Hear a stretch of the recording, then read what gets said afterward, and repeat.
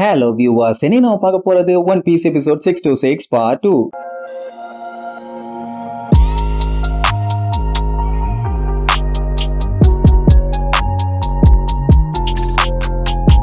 Open பண்ணா அந்த சீசரை தூக்கிட்டு வந்துட்டு ராஜ மரியாதையோட வச்சிருப்பான்னு பார்த்தா ஜெயில போட்டு கதற விட்டுருப்பான். அவன் புலம்பி தள்ளுவான், என்னடா பண்ற, என்ன பண்ணிட்டு இருக்க? நான் மாஸ்டர் சீசர் குளோனு, எவ்வளவு பெரிய சயின்டிஸ்ட், என்ன போய் இப்படி ஜெயில போட்டு வச்சிருக்க, வெளியே விடுறா விளக்கென்ன, என்ன எந்த சத்தத்தையும் காணும், யாராச்சும் இருக்கீங்களா, பயமா இருக்குதே, ரொம்ப ரொம்ப பயமா இருக்குதே, கொஞ்சம் வெளியே வர்றேலா, இப்படி கத்திட்டு இருக்கும் போது அந்த பிரீடுங்கிறவன் வந்து, என்னப்பா எப்படி இருக்காம்பா, உடனே அவனுக்கு சந்தோஷம், அப்பாடா வந்துட்டான், சரி நீ எப்படியோ காப்பாத்திட்ட, இப்ப டோஃப்ளமிங்கோ எங்க, என்ன வெளியே விடு, அவனை போய் நான் மீட் பண்ணும்பா. வாய மூறா, வேலைக்கு ஆகாத பெட்டி முண்டோம், தேவையில்லாம பேசிட்டு இருந்த பொலந்துருவேன்னு சாட்டை வச்சு ஒரு அடி. அவனுக்கே ஷாக்கு, என்ன இப்படி அடிக்கிறான்னு. ஆமா, நீ டோஃப்ளமிங்கோக்கு கீழே தான் வேலை பாக்குறியா, உண்மையா சொல்லு, முதல்ல நான் யாருன்னு நோக்கு தெரியுமாடா, எவ்வளவு பெரிய ஆளுன்னு தெரியுமாடான்னு சொல்லி கத்துன்னு கத்துவான். நல்லாவே தெரியும்டா சீசர் குளோன் மண்டையா, அந்த ஜோக்கர் பயலோட சயின்டிஸ்ட் தானே நீயே, நேக்கு நல்லா தெரியும்.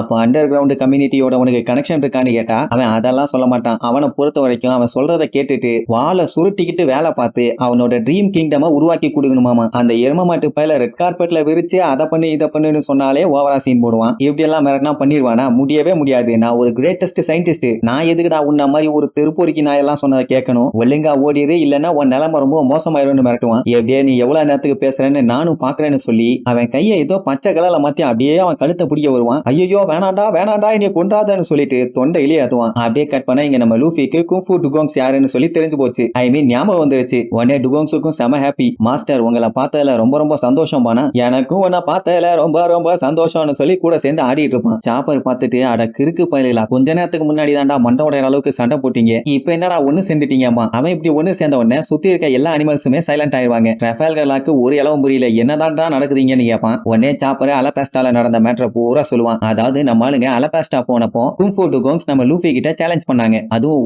ஒண்டி சண்டை போறதா சொல்லி. அந்த சண்டையில உசோப்பு நல்லா செருப்படி வாங்கினா, ஆனா லூஃபி அசால்ட்டா ஜெயிச்சிட்டான். அவங்களோட பாலிசி என்னன்னா, அவங்க சண்டை போட்டு யாருகிட்ட தோக்குறாங்களோ அவங்களுக்கு சீடனா போய் சேர்ந்துருவாங்க. சோ அப்படித்தான் நம்ம லூஃபி கூட இவங்க ஃப்ரெண்ட் ஆனாங்கன்னு சொல்லுவானா. சரி இங்க அவங்களுக்கு என்ன வேலைன்னு சொல்லி கேட்டுட்டு இருக்கும் போது அங்க லூஃபி பஞ்ச் பண்ண கத்து கொடுக்குறானாமா. பார்க்கவே செம காமெடியா இருக்கும். கைய உள்ள இழு, அப்புறம் குத்து, இழு குத்து, தில்லுமுழு படத்துல ஸ்கிரீனை இழு மூடு மூடு இழு அப்படின்னு சொல்லி கொடுப்பான்ல, அதே மாதிரி சாப்பராலேயே இவன் அட்டூழியம் தாங்க முடியல, கொஞ்ச நேரத்துக்கு கம்முன்னு இருப்பான். அந்த டைம் லூஃபி அந்த டுகோங்க பாராட்டி தள்ளுவான், நீ முன்ன விட செம ஸ்ட்ராங் ஆயிட்டேன்னு. ஏன்னா வந்த வேகத்துல அடிச்சு லூஃபியவே திரிய விட்டான்ல. அப்போ அதோட நெஞ்சில ஏதோ கிராஸ் மார்க் மாதிரி ஒண்ணு பாப்பான். இது என்னன்னு கேட்டா நம்ம லூஃபியோட நெஞ்சில இந்த மாதிரி ஒரு கிராஸ் மார்க் இருக்கிறத நியூஸ் பேப்பர்ல பாத்துச்சாமா. அதை பார்த்து நானும் போட்டுக்கிட்டேன். அப்ப நீயே உன்னைய காயப்பட்டுக்கிட்டியான்னு கேட்டா அதெல்லாம் இல்ல, பெயிண்ட் பண்ணிட்டேன்னு சொல்லும். ஐயோ உன்னோட காமெடின்னு சொல்லி விழுந்து விழுந்து சிரிப்பான். ரஃபேல்களா இருந்துட்டு நீ லூஃபியோட சீடன் தானே, எதுக்காக முதல்ல நியூ வேர்ல்டுக்கு வந்தீங்க, அது மட்டும் இல்லாம எங்க வேல்யூபிளான ஹாஸ்டேஜ் எதுக்கு கிட்னாப் பண்ணீங்க, யாரு சொல்லி இந்த மாதிரி பண்றீங்க அப்படி இப்படின்னு கேட்டவனே டுகோங் ரொம்பவே ஃபீல் பண்ணி சாரி சொல்லும். ஏன்னா இது அவங்க மாஸ்டர்ஷிப்னு தெரியாம தான் அவங்க அட்டாக் பண்ணிட்டாங்க, தெரிஞ்சிருந்தா கண்டிப்பா பண்ணிருக்கவே மாட்டாங்களாமா.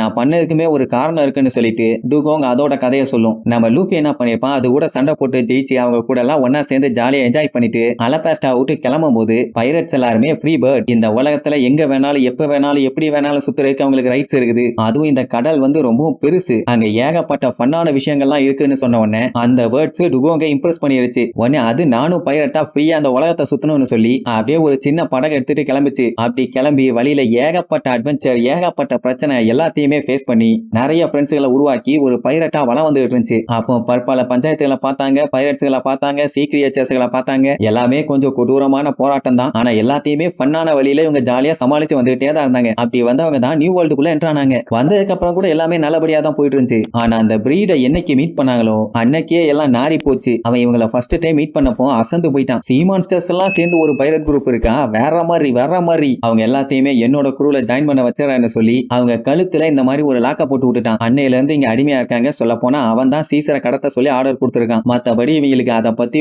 ஒன்னும் தெரியாது. அப்பவே தெரிஞ்சு போச்சு அந்த பிரீடுங்கிறவன் தான் மாஸ்டர் மைண்ட். அண்ட் அது மட்டும் இல்லாம அவனுக்கும் டோஃப்ளமிங்கோக்கு எந்த ஒரு கனெக்ஷனும் இல்லைன்னு லூஃபிக்கு ஒன்னும் புரியல. நீ தான் பயங்கர ஸ்ட்ராங்கா இருக்கியே, என்னையே போட்டு இந்த அடி அடிக்கிற, அப்படி இருக்கும்போது எதுக்கு அவன் சொன்னதெல்லாம் கேட்கணும், அவன் வாயிலையும் ஒரு 4 குத்து குத்துனா சோழி முடிஞ்சிடும்லங்கிற மாதிரி சொல்லுவான். அந்த டைமுங்கும் போது அங்க ஸ்பீக்கர்ல எல்லா லைன்ல வந்து நில்லுங்கடான்னு ஒரு சவுண்ட் கேட்கும். அந்த சவுண்ட் கேட்டவனே அவங்க கழுத்துல பச்சை கலர்ல மாட்டிருக்காங்கல்ல, அது அப்படியே மின்னும். எடுக்கணும், ஐயோ இதை என் கழுத்துல இருந்து எடுக்கணும்னு சொல்லிட்டு இருக்கும் போதே அது மத்தவங்க கழுத்துலயும் அப்படியே மின்ன ஆரம்பிக்கும். அதுக்கு அடுத்த செகண்ட் எல்லாருமே அப்படியே பறந்து போய் லைன்ல நிப்பாங்க. அப்ப அந்த பிரீடு அப்படியே கெத்தா என்ட்ரி கொடுக்குறாராமா. என்னடா லூசு பயிலா வந்துட்டீங்களா, இத்தனை பேர் உள்ள வந்திருக்காங்க, எல்லாரும் என்ன பண்ணிட்டு இருக்கீங்க, இவ்வளவு ஸ்லோவாவா இருப்பீங்க. அந்த பெட்ஸுங்க எல்லாருமே 5 ரூல்ஸை ஃபாலோ பண்ணணும். 1 பெட்ஸுங்க எல்லாமே லாயலா இருக்கணும், 2வது லாயலா இருக்கணும், 3வது லாயலா இருக்கணும், 4வது லாயலா இருக்கணும், ஏன் கடைசியும் லாயலா தான் இருக்கணும். ஏதாச்சும் காலவாரி விட்டீங்க காதை கடிச்சு விட்டுருவேன். வந்து நில்லுங்கடான்னு சொன்ன அடுத்த 3வது செகண்ட் இங்க வந்து இருக்கணும். இனிமேட்டு லேட் பண்ணீங்க பொலந்துருவேன்ட்டு ஏப்பா டுகோங்கு நீ தான் அவங்க எல்லாத்தையுமே பொலந்து கட்டி என்கிட்ட கூட்டிட்டு வந்திருக்கணும். அப்புறம் ஏன் ஸ்லோவா இருக்க,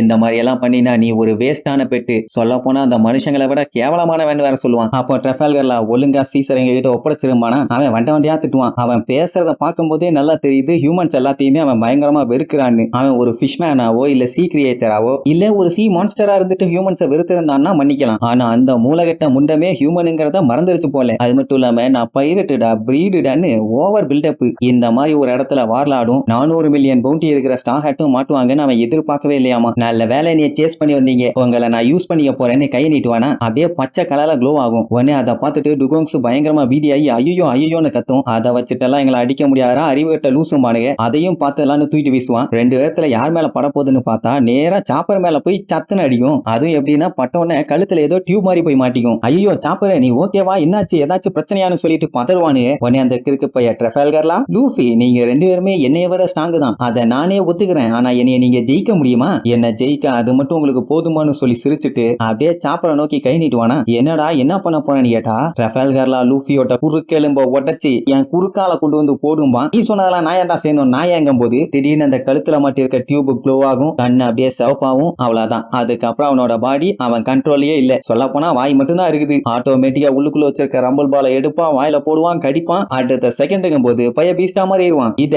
இதத்தான் அவங்ககிட்ட இருந்து நான் எதிர்பார்த்தேன். சூப்பர்ல தட்டி பிரியுமானா அவன் பாடி சுத்தமா கண்ட்ரோல்லயே இல்ல. 2 பேர்த்தையும் ஒரு அடி அடிப்பான், ஜஸ்ட் மிஸ்ல எஸ்கேப் ஆகி தேய்ச்சிக்கிட்டு போவானுங்க. ஏன்டா எங்களை அட்டாக் பண்றான்னு கேட்டா கேப் விடாம அடிப்பான், கத்துவான், அதுக்கப்புறம் புலம்புவான், அடே என்னைய விட்டு தள்ளி போங்கடா, என் பாடி சுத்தமா என் கண்ட்ரோல்லயே இல்லன்னு. மொத்தத்துல அந்த பிரீன் நினைச்சான்னா கழுத்துல மாட்டி விட்டு அசால்ட்டா யாரை வேணாலும் கண்ட்ரோல் பண்ணுவான். ட்ரெஃபால்கர்லாக்கு சாப்பர்லாம் சமாளிக்கிறது ஒண்ணு பெரிய விஷயம்லாம் இல்ல. லூஃபியே ஒரே அடியில அடிச்சு தெரிய விட்டுருவான். ஆனா வேண்டாம் சாப்பருக்கு ஹர்ட் ஆகும்னு சொல்லி நம்ம ட்ரெஃபால்கர்லாவை போய் தடுப்பான். அந்த கேப்லாங்கும் போது அவங்களோட கழுத்துலயுமே மாட்டி விட்டுருவான். போச்சா இப்ப அவனோட கண்ட்ரோல்ல துக்கா மாட்டிட்டாங்களா. நான் பெட்டோ ஃப்ரூட்டை சாப்பிட்டவன்டா, நான் நினைச்சேன்னா உயிரோட இருக்க எல்லாத்தையுமே என் இஷ்டத்துக்கு கண்ட்ரோல் பண்ண முடியும் அப்படின்னா நீங்க எல்லாம் இப்ப என்னோட பெட்டுங்க புரியுதான ஒண்ணு. அப்ப பெட்டோன்னா பெட்டுன்னு அர்த்தம். அதைத்தான் அந்த மூதேவி வந்தோடனே சொல்லியிருக்கான். உங்களோட எல்லா பவரையும் வெளியில கொண்டு வந்தாலும் எதுவும் பண்ண முடியாது, என்கிட்ட நல்லா மாட்டிக்கிட்டீங்கன்னு சொல்லி வில்லத்தனமா சிரிப்பான். நம்மளுங்க அவனை பார்த்துட்டு செம்மையா காண்டாவானுங்க. அவ்வளவுதான்.